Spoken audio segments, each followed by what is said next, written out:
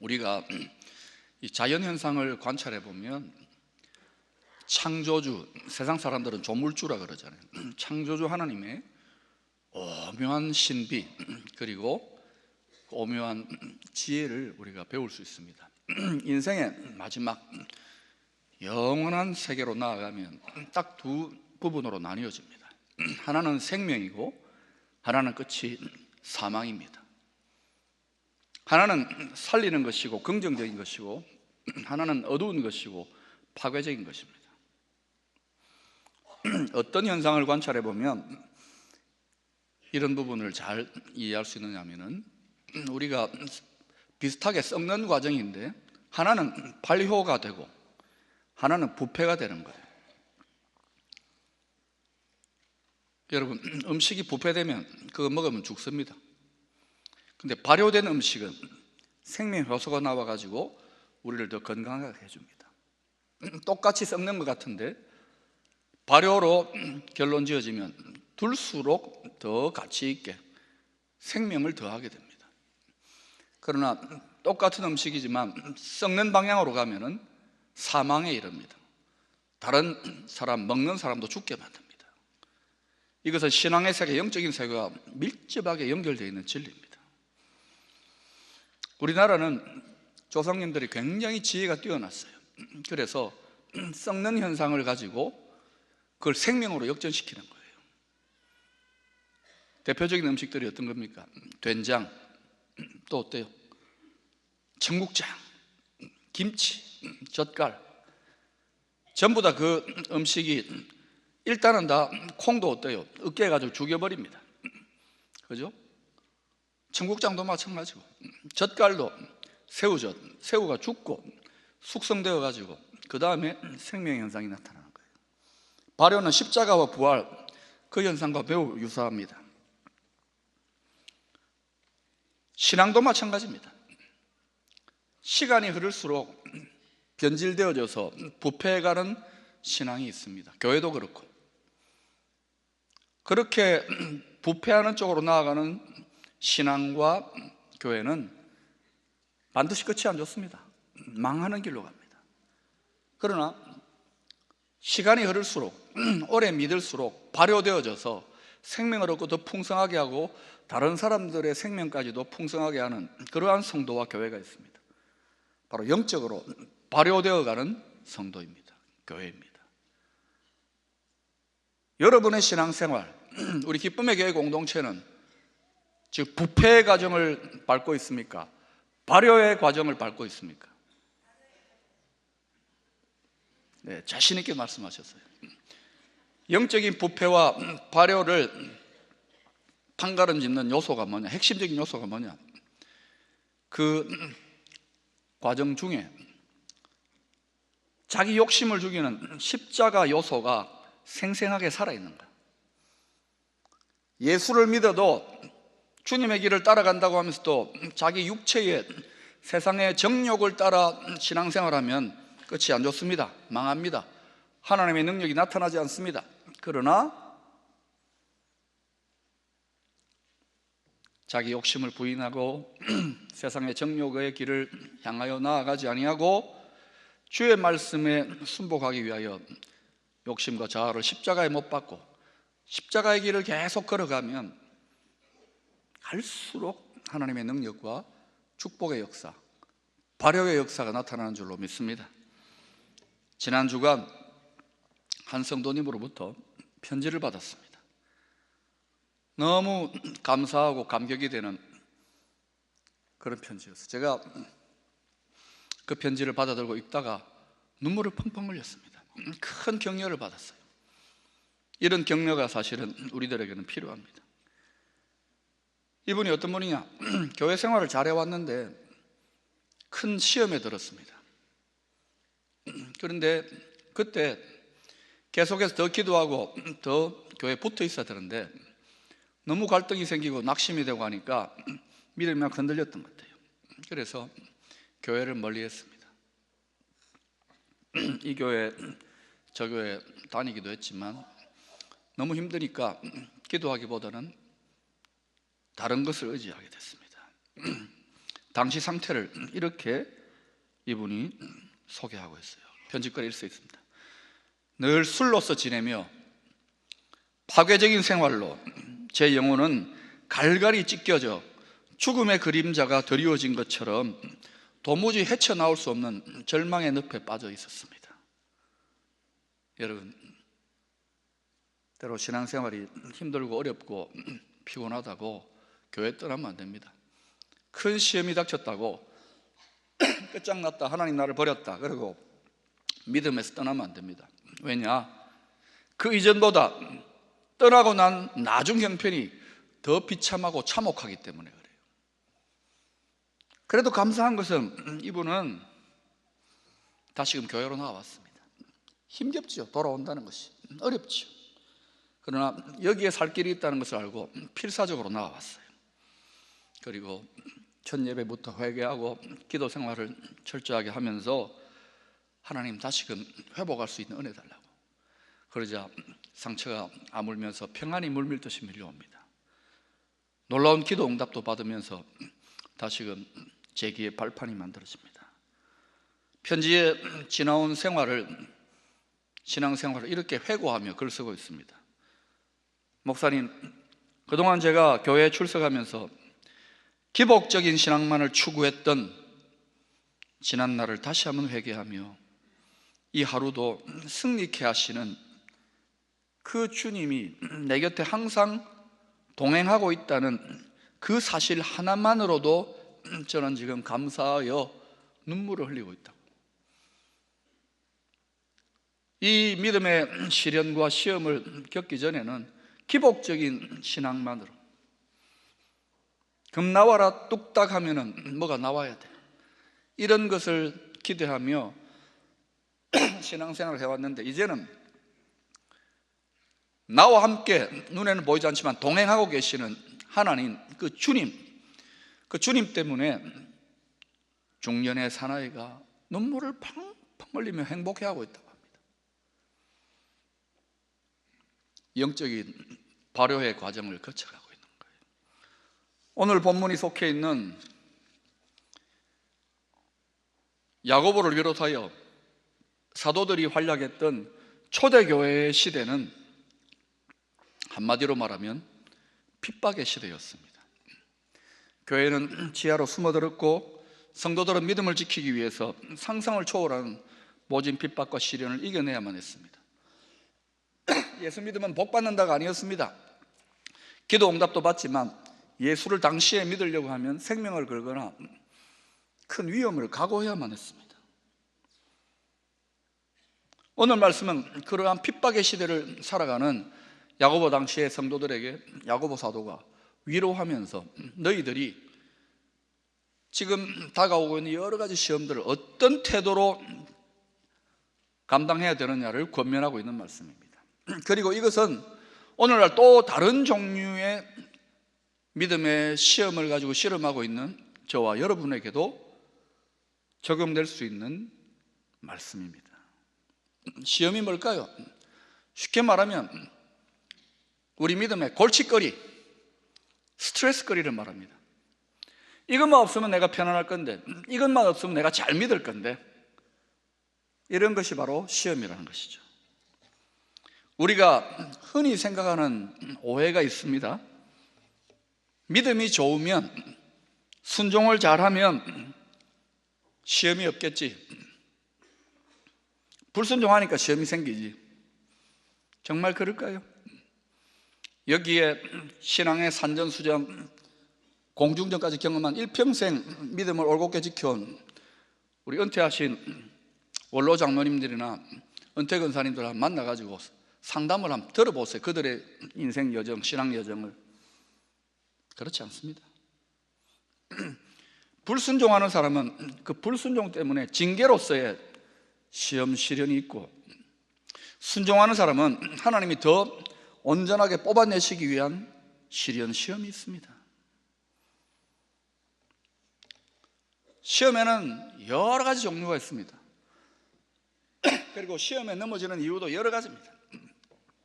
제가 사역해 보니까요, 어떤 분은 교회 오다가 주차장에 차를 댔는데 옆에 성도가 실수해가지고 차를 좀 긁었습니다. 그런데 그분이 정직하게 자기 번호를 안 남기고 그냥 갔나 봐요. 여기에 크게 시험 들어가지고 하나님이 어디 있냐? 그러고는 교회를 떠나버리는 거예요. 그 소식을 듣는 마음 아프더라고요. 어떤 분은 유혹에 약합니다.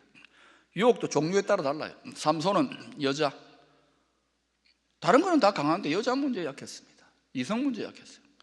어떤 분은 돈에 너무너무 약한, 너무 가난하게 살았던 분들, 어떤 분은 명예, 시험 받는 종류가 다 다릅니다. 때로는 또 교회에 크고 작은 분란이나 어려움들,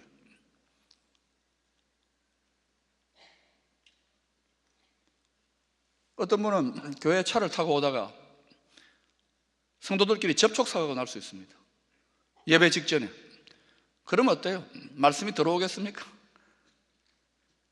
끝나고 나서 한판 붙여. 이런 마음이 들어서 이런 사소한 시험부터 중요한 시험까지 얼마든지 생겨날 수 있습니다. 종류가 다양하다는 것이죠. 우리가 세상에서도 흔히 들을 수 있는 말 중에 여러분 잘 아는 말입니다. 피할 수 없으면, 이야, 오늘 설교할 필요 없습니다. 피할 수 없으면 즐겨라. 모든 성도에게 다양한 종류의 시험이 있습니다. 믿음 좋은 사람에게도. 그런데 시험이 없는 성도는 아무도 없어요. 반드시 있습니다. 피할 수 없으면 어떻게 됩니까? 오늘 야고보사도 그런 말 하는 거예요. 온전히 기뻐하라, 온전히 인내하라, 즐겨라는 말입니다. 지금 남은 힘들어 죽겠는데 즐기라고요. 열받는 말씀 같습니다. 알아도 안 돼요. 야고보만 이렇게 이야기하고 있는 것이 아니라 다른 사도들, 베드로 사도나 바울 사도, 베드로도 불시험 당하면 이상한 것처럼 여기지 말고 즐거워하라. 바울은 큰 시험 당해서 감옥에 갇혔는데 빌립보서 보세요. 기뻐하라, 기뻐하라. 제가 목회하다 감옥 갇히면 열받아라 그럴 것 같아요. 영성의 차원, 신앙의 깊이가 차원이 다른 거예요. 우리하고는. 성경은 우리에게 굉장히 높은 기준을 이야기합니다. 그냥 근성을 읽으면 돼요. 우리가 순종해야 될 내용인데 못합니다라고 하지 말라고요. 시험은 분명히 골칫거리입니다. 고통입니다. 스트레스입니다. 그런데 세상에서도 피할 수 없으면 즐겨라 그러고 문제 해결 방법, 스트레스 처리 방법 이런 이야기 많이 합니다. 세상의 문제 해결 방법과 우리 하나님의 사람들의 문제 해결 방법이 차이가 있다는 걸 알아야 됩니다. 내용은 비슷한데 하나님의 관심, 성경의 관심은 뭐냐? 시험, 문제 해결하는 그것보다도, 그것도 중요합니다만 그것보다도 우리가 그 시험을 어떤 자세로, 어떤 시험에, 어떤 태도로, 어떤 신앙 인격으로 그것을 통과하느냐, 통과해서 빚어진 우리의 신앙 인격, 우리의 믿음의 자세와 태도, 하나님은 거기에 훨씬 더 관심이, 거기에 우선적인 관심이 있어요. 그런데 대부분의 성도들이 시험 당할 때 어디에서 넘어집니까? 자신이 어떤 태도와 자세를 취해야 될지는 관심도 안 가지고 계속 울기만 합니다. 계속 비참하게 생각하고 원망하고, 하나님 살아계십니까? 죽었습니까? 왜 이러십니까? 우리의 자세와 태도가 뽑아져 나오지 못하니까 또 문제는 해결되지만 여전히 어린아이처럼 미성숙하게 또 나아가는 거예요. 하나님 문제는 해결해 주실지 몰라도 하나님 아버지 답답한 거예요. 오늘 본문은 어떤 태도를 요구합니까? 2절과 4절 그 답을 찾을 수 있는데 여러분이 읽으실 때에 저는 물을 마실 겁니다. 시작.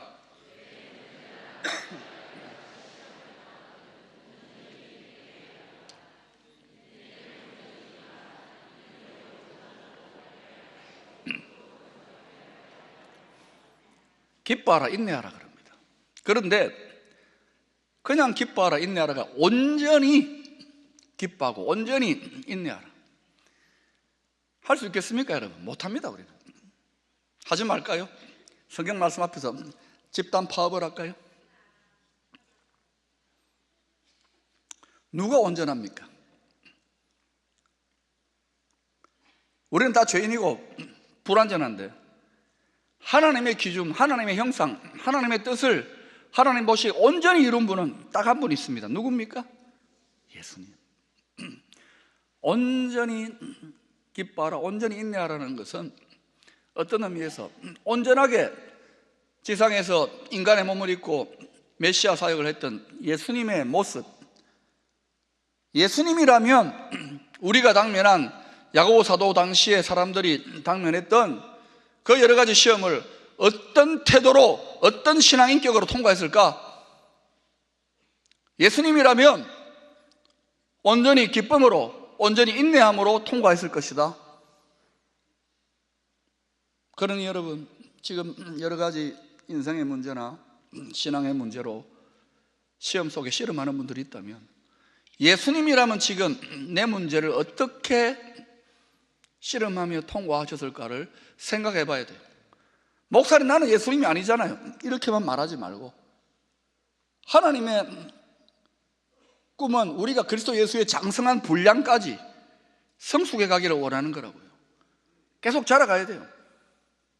계속 어린아이처럼 징징거리기만 한다고 해가지고 신앙이 한쪽으로 30년, 40년 된다도 어린아이로 머물러 있는 사람이 있는가 하면 오늘 한번 확실하게 결단하면 1시간만 해도 1년만 해도 가나안 땅 가는데 좋게 2주에서 한 달이면 가는데 어떤 분은 40년이 넘어도 못 가는 분도 있는 거예요. 일반적으로 우리가 믿음의 성숙, 영적인 무르익어가는 발효의 과정을 겪는 여정에서 시험을 당하게 될 때 본능적인 반응이 뭐냐? 당황합니다. 이상한 일로 여깁니다. 어떻게 내가 기도하고 주님 섬기는데 이런 일이 생기나? 죄라도 짓고 불순종하면 당해도 싸다고 생각하겠지만 그러면서 자연스럽게 뭡니까? 낙심과 좌절과 혼란과 두려움, 염려들이 막 홍수처럼 밀려옵니다. 그렇게 이전에 열정적으로 주님을 찬양하고 기도했던 분이 뭐라고 합니까? 하나님 정말 나를 사랑하시긴 하나? 하나님이 계시다면 왜 이러시나? 그 나중에는 어때요? 하나님 있기는 있나? 신앙인의 불신앙에 빠지는 거예요. 여러분, 본능적으로 반응하면 안 돼요. 훈련이 된다는 것은 무엇입니까? 본능을 이기는 거예요. 믿음이 위대하다는 것은 위대한 믿음의 사람들이랑 더 크고 더 힘든 시험을, 더 잦은 시험을 이겨냈다는 걸 말하는 거예요. 그러니까 상이 큰 거예요. 4절에 분명하게 시험의 목적이 소개되어 있습니다. 이는 너희로 온전하고 구비하여 조금도 부족함이 없게 하려 합니다. 하나님 왜 시험을 허락하시나? 때로는 마귀의 시험도 허락해 놓으시는 거예요. 이거는 하나님 아버지 아닙니까? 자식들을 향한 하나님 아버지의 지독한 욕심입니다. 그냥 대충 그냥 엉터리로 해도 그냥 얼러둥땅 하면 될 건데 어느 정도로 욕심이 많으냐? 자기 자식에 대해서 하나님이 온전하고 내 자식은 온전하고 구비하여 조금도 부족함이 없기를 원한다. 여러분이 자식에 대해 집착하고 욕심내는 건 상상을 초월합니다. 여러분 시험 당할 때 하나님 왜 나를 버리셨나이까 불평하고 원망하고, 아니에요. 하나님은 세상의 어리석은 부모들하고 다릅니다. 그 시험 속에 하나님 금방 도와줘가지고 금방 하는 게 아니라 인격이, 성품이, 성숙이 태어나올 때까지 아버지가 고통스럽지요. 그러나 보고 있는 거예요. 진짜 실력 있는 아버지는 아들이 지금 너무너무 힘든데도 아들이 막 SS 요청해요. 아버지 도와주세요 이러는데도 금방 안 도와줍니다. 전화로 그렇게 하는 거예요. 버텨라. 버텨야 한다. 버텨라. 버텨야 되는 거예요. 근데 그냥 징징거리면 버티는 것이 아니라 성도는 어떻게 버티라고 합니까? 불가능해 보이는 걸 요구하는 거예요. 그래도 우리가 이렇게 하려고 노력할 때 그때 천차만별의 신앙의 수준, 골프 실력이 차이 나고 운동 실력이 차이 나는 거 똑같은 거예요. 하나님 아버지의 사랑, 좋으신 하나님 아버지의 지혜가 이 속에 숨어 있다는 것을 알아야 됩니다. 웃으세요. 지금 여기에 시험에 짓눌려가지고 아는데 못하겠어요, 목사님. 그래도 웃으세요. 이 말씀은 잔인한 말씀이 아닙니다. 이겨내게 됩니다. 너무 힘든 분들은 신앙의 선배들을 찾아가세요. 승리하신 위대한 믿음의 전사들이 우리 교회에 많습니다. 그런 어머니, 아버지 같은 분들한테 가서 상담 좀 받으세요. 혼자 힘듭니다. 제가 지난 11년간 교회에서 목회 사역하면서 아주 인상 깊었던 신방의 경험이 하나 있습니다. 한 성도님이 암에 걸렸어요. 제가 귀하게 생각하는 분이라서 그분이 이번에 있는 병원으로 갔습니다. 말씀 전하고 기도해드렸습니다. 나오면서 이렇게 인사했어요. 성도님, 이 중한 질병에서 속히 벗어날 수 있도록 저와 중보기도자 열심으로 기도하겠다고. 그랬더니 이분이 단단하게 미소를 지으면서 저를 이러는 거예요. 목사님, 그렇게 기도하지 마세요. 그거 어떻게 기도할까요? 오히려 제가 이 믿음의 시련을 통하여 하나님께서 원하시는 그릇으로 더 온전히 빚어질 수 있도록 기도해 주십시오. 이러는 거예요. 제가 솔직히요, 신방 많이 다니지만 이 정도 상황에 처하면은 막 호들갑이고 다 눌려버리는데, 빨리 벗어나기보다는 이 믿음의 시련을 통하여 제가 하나님 원하시는 그릇으로 빚어질 수 있도록 기도해달라. 제가 충격이었습니다. 감동이 막 밀려오는 거예요. 그래서 속으로요, 거룩한 질투심이 일어나면서 뭐라고 제가 막 이렇게 입으로 뱉지는 않죠. 이런 말이 생각나는 거예요. 입으로 뱉지는 않았습니다. 분명히 용서하고 들으세요. 네가 해라, 목사. 저보다 훨씬 나아요. 저보다. 저 같으면 그렇게 못했을 것 같아요. 뭐 여기서 큰 소리로 떠들지만. 그런데 이런 분들이요, 교회 곳곳에 많아요. 머리로 아는 게 아니라 몸으로. 근데 어떻게 그분들이 그런 힘든 상황 속에서, 사망의 음침한 골짜기에 중한 시험 속에서 그런 성숙한 태도를 보일까요? 오늘 5절 말씀에 그 실마리가 있는 거예요. 하나님의 지혜를 구하는 거예요. 이 시험 속에서 하나님의 뜻이 뭐고, 하나님의 생각, 하나님의 의도가 무엇입니까? 그랬더니 죽이고 망하게 하는 의도가 아닌 거예요. 정금처럼 뽑아내시겠다는, 내 성품과 신앙을 뽑아내시겠다는 하나님의 의도를 캐치한 거예요. 그래서 말씀대로 순종해 보는 거예요. 기뻐하고 인내하고 심지어 감사하고. 그럼 어떤 일이 합니까? 우리가 기뻐하고 감사하고 이게 능력으로 이렇게 나타나기 시작, 의지를 들이면은 몸의 호르몬 분비가 달라집니다. 웬만한 항암제 몇천 배의, 몇만 배의 위력을 가진 엔돌핀, 다이돌핀 같은 호르몬이, 여기 제약 공장이, 기가 막힌 제약 공장이 우리 두뇌 속에 있어요. 쫙쫙 막 공장이 돌아가가지고요, 암이고 뭐고 싸그리 싹 다 치료하는 거예요. 그래서 그분이 10년 전에 그렇게 힘들었는데 지금 건강하게, 누구보다 충만하게, 복되게 살고 많은 사람들에게 위로하고 치유적인 삶을 살고 계시는 거예요. 제가 너무너무 큰 도전입니다.